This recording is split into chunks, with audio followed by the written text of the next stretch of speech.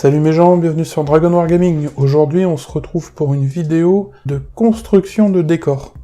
Alors c'est une nouvelle série dans laquelle on va voir comment on construit une ruine de A à Z. Bon, on va commencer tout de suite, c'est parti. Alors pour faire cette ruine, je vais utiliser du carton plume. Alors le carton plume, qu'est-ce que c'est? C'est une espèce de sandwich composé de 2 feuilles de carton entre lesquelles il y a du polystyrène extrudé. Alors ça c'est super pratique parce que c'est un matériau qui est très léger, qui est solide, et qui permet de construire des petites maquettes, dans notre cas de faire des décors.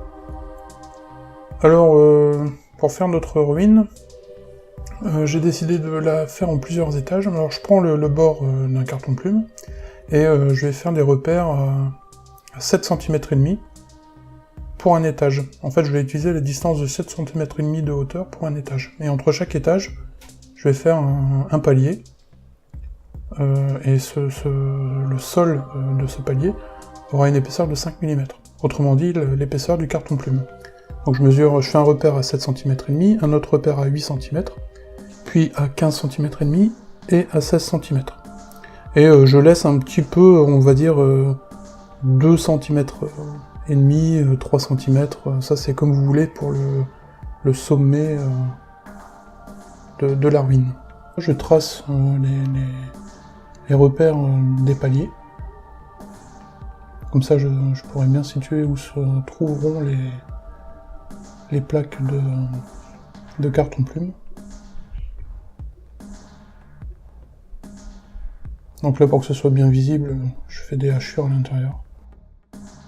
Alors, je fais aussi des repères tous les 2,5 cm en hauteur. Donc ça, c'est des repères qui me permettront plus tard de tracer les fenêtres. Donc je trace un trait à 2 cm et demi, et j'en trace un autre à 5 cm pour le rez-de-chaussée.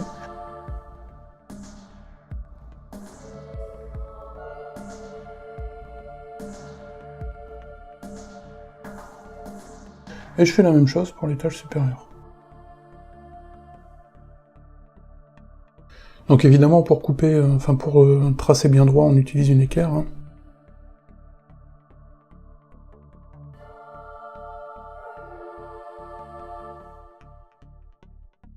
En ce qui concerne la largeur, là, c'est complètement arbitraire. Hein. Vous faites ce que vous voulez. Moi, je me souviens plus exactement combien ça fait. Ça doit être un peu moins de 20 cm.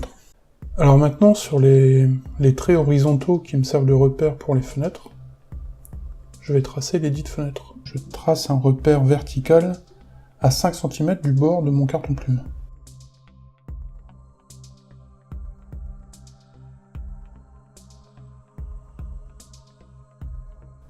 Puis 3 cm et demi de ce repère, je trace un autre repère,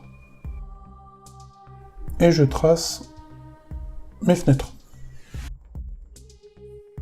Donc là, la partie hachurée, ça sera à enlever, et ça correspondra à une fenêtre. Donc les fenêtres font donc 2 cm et demi de hauteur sur 3,5 de largeur. Alors 5 cm plus loin, je refais la même chose. Je retrace une fenêtre de 3,5 sur 2,5. Alors j'ai choisi ces distances-là de manière complètement arbitraire. Hein. Ça c'est à vous de voir après ce que vous voulez faire. Si vous voulez faire des plus grandes fenêtres, libre à vous. Moi j'ai choisi cette taille-là, parce que je trouvais que ça allait bien avec l'échelle 28 mm de 40 000.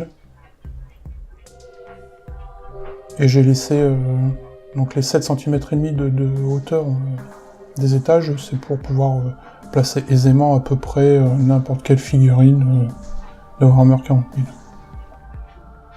En tout cas, n'importe quelle figurine d'infanterie. Donc là, je vous rappelle un peu les hauteurs que j'ai utilisées. Donc ici, c'est 5 mm. Et là, qui est hors cadre, j'ai 2 cm et demi. Ici, j'ai 3,5 cm. Ici, j'ai 5 cm.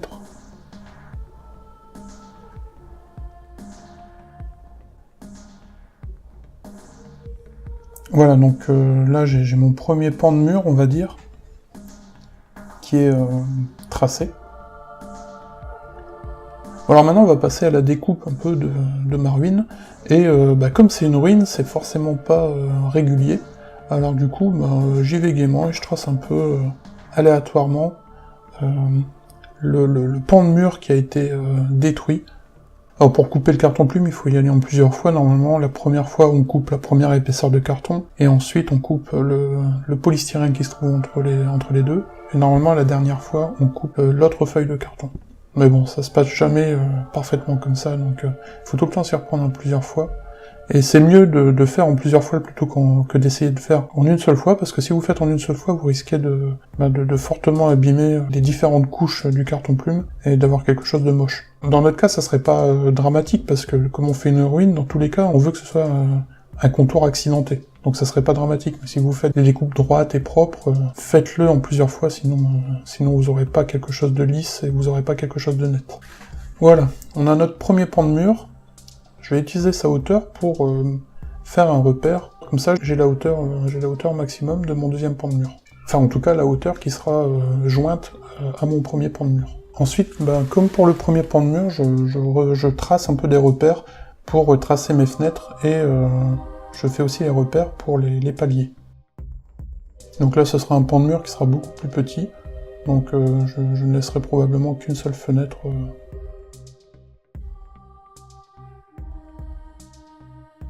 Voilà, donc j'ai mes deux pans de mur, et vous voyez, je viendrai les placer de cette manière. Donc je vérifie bien que mes tracés sont bien tous à la bonne hauteur. Hein. Alors maintenant, je vais découper les fenêtres dans le carton plume. Même si ça fait pas des traits très droits, c'est pas très grave, puisque vous verrez plus tard, on va, comment dire, un peu accidenter les contours des fenêtres pour montrer leur état déplorable après un bombardement, évidemment. Parce qu'après un bombardement, il n'y a plus grand chose de très droit, hein, normalement. Donc là, bon, c'est très simple, hein, vous n'avez qu'à suivre vos repères, à bien vérifier de ne pas vous planter quand vous découpez un morceau, et puis à faire très gaffe à vos doigts. Parce que mine de rien, le carton plume est assez solide et pas si simple que ça à découper, et on a vite fait de déraper et puis de s'entailler le pouce ou l'index, enfin bref, faites attention. Voilà, j'ai fini d'enlever mes fenêtres, et maintenant on va voir comment on peut faire quelque chose de joli quand on vient mettre l'angle. Je vais m'expliquer, vous allez vite comprendre. Vous voyez, si je viens coller mes parties comme ça, donc là sur l'angle, on voit qu'il y a cette partie-là du carton plume qui va être visible, finalement. Et ça va pas faire joli parce que ça fait un petit changement de texture.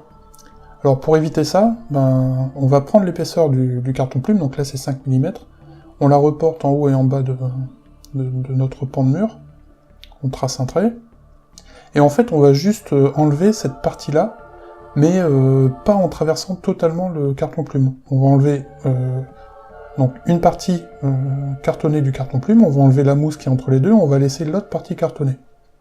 On va créer une espèce d'encoche dans laquelle on viendra mettre le deuxième pan de mur, et la partie cartonnée du premier pan de mur viendra cacher le flanc du deuxième pan de mur. Donc là je découpe d'abord la première feuille de carton.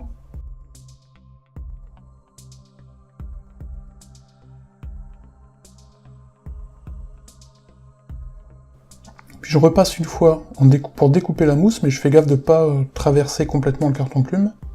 Et ensuite, je viens donner un petit coup juste derrière le feuillet cartonné, le deuxième feuillet cartonné en fait. Vous voyez là, je sais pas si vous voyez bien, je pense que oui, ça doit être assez clair.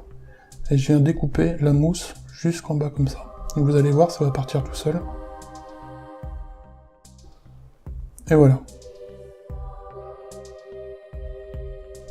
Donc là vous voyez, là, il y a la partie cartonnée qui va venir cacher plus tard le flanc de l'autre pan de mur. Bon alors maintenant il est temps de découper nos paliers. Pour mon cas, là, c'est un palier principal, on va dire, puis le deuxième palier, c'est quasiment anecdotique, il sera trop petit, mais il y aura peut-être juste la place de mettre juste une figurine. Donc là, je viens découper un bout de carton plume dans une distance qui correspond à mes pans de mur. Donc là, je vérifie quand même que j'ai un angle droit, hein. Ça serait dommage de pas avoir un angle droit, parce que ça va venir dans le coin de la ruine. Et en même temps, ça va venir aussi solidifier le tout, puis ça va aussi créer la structure de la ruine. Donc le palier est pas anodin. Il sert pas juste à faire du décor, quoi. Je veux dire, il est aussi utile dans la construction de la ruine.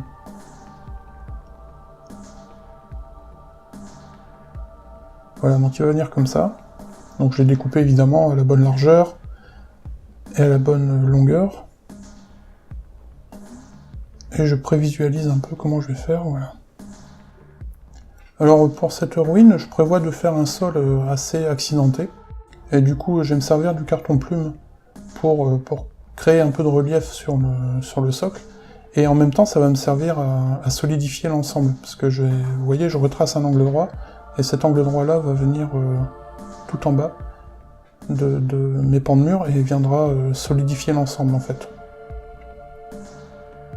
Mais cette partie-là, vous le verrez plus tard, elle sera recouverte de sable, etc. C'est à la fois pour créer un relief et pour solidifier l'ensemble du décor. Donc cette petite partie-là, je vais la couper en biseau, simplement pour simuler un peu un petit monde de terre et de poussière, enfin, on verra bien plus tard. Et pour le sol de mon palier, alors je vais venir aussi couper en biseau, mais d'abord dans un sens, puis dans l'autre. Donc vous allez comprendre, donc là je coupe... Et j'essaye aussi de pas faire un truc hyper régulier, vous savez, parce que c'est le sol qui est censé être détruit par les ravages d'une explosion ou du temps, et du coup ça n'a rien de régulier. Donc c'est pour ça que je donne des petits à-coups, que j'enlève par copeaux en fait.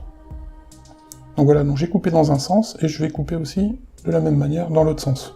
On a les principaux composants de notre ruine, on n'a plus qu'à monter l'ensemble et à coller. Alors pour ça, je vais simplement utiliser de la colle à bois. Alors l'avantage d'utiliser de la colle à bois, c'est que le maintien... Enfin, c'est à la fois un avantage et un inconvénient, c'est que la colle va pas coller immédiatement. Donc ça permet d'un peu de bouger un peu les pièces pour bien les plaquer l'une contre l'autre.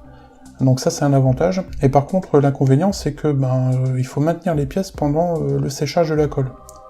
Or avec le carton plume c'est super facile à faire, il suffit d'avoir des petites épingles. Donc moi j'ai piqué ça à ma femme parce que elle aime bien coudre, et du coup je lui ai piqué un peu des petites aiguilles, et je m'en sers en fait comme maintien.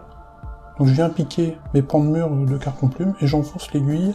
Comme ça me permet vraiment de maintenir l'ensemble le temps que la colle sèche. Et surtout faites gaffe en traversant le carton plume de pas laisser traîner un doigt de l'autre côté, sinon vous risquez de vous piquer.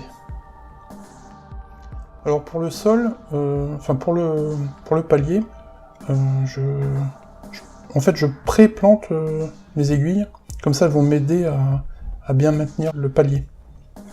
Je fais d'abord un trou dans la partie hachurée où j'avais fait mon repère, histoire de bien mettre l'aiguille au bon endroit. Donc voilà, je perce le trou, puis après je viens juste replacer l'aiguille de l'autre côté. Comme ça je suis sûr que le bout de l'aiguille tombe là où il faut, dans mon repère du palier. Donc là je viens mettre l'aiguille et je la laisse sortir à peine. Je viens placer le palier dans l'angle, et je viens le piquer dans les pointes des aiguilles. Et une fois que je suis sûr qu'il est bien placé, j'enfonce l'aiguille, tout simplement. Voilà, comme ça je suis sûr qu'il est bien droit, qu'il est bien placé, et je rajoute les dernières aiguilles pour être sûr qu'il ne bouge plus. Et voilà, on n'a plus qu'à laisser sécher, et on en a fini avec la structure, on va dire, principale de la ruine. Alors si vous êtes pressé, que vous avez envie de jouer tout de suite, vous pouvez vous contenter de cette ruine. C'est très simple à faire, c'est rapide, c'est pas super esthétique, mais au moins c'est jouable. Et si vous voulez pas vous casser la tête à faire des décors, vous pouvez vous contenter de ça, mais nous, bien évidemment, on va aller un peu plus loin que ça et rajouter quelques autres éléments, mais on verra ça dans la seconde partie de la vidéo. Donc je vous dis à très bientôt pour la prochaine partie de la vidéo. Si vous avez aimé, n'hésitez pas à liker et à partager la vidéo, ça fait toujours plaisir. Et sur ce, je vous dis à bientôt. Salut!